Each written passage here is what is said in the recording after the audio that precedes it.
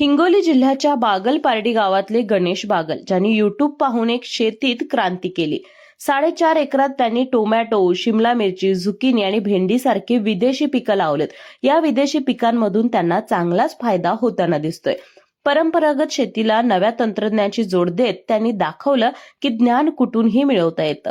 युट्यूबवरून पाहून शेती केली तर खरंच सफल होईल का, अशी शंका बऱ्याच जणांना येते। यांनी मात्र असं केलं नाही। एका क्लिकने सुरू झालेला हा प्रयोग आता यशाचे 100 मार्ग खुले करताना दिसतोय।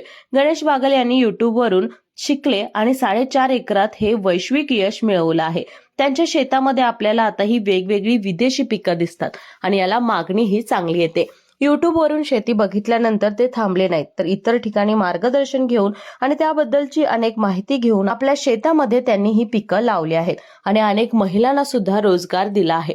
तुम्हाला त्यांची ही यशोगाथा कशी वाटली नक्की कळवा आणि अशाच यशोगाथांसाठी आम्हाला फॉलो करायला विसरू नका।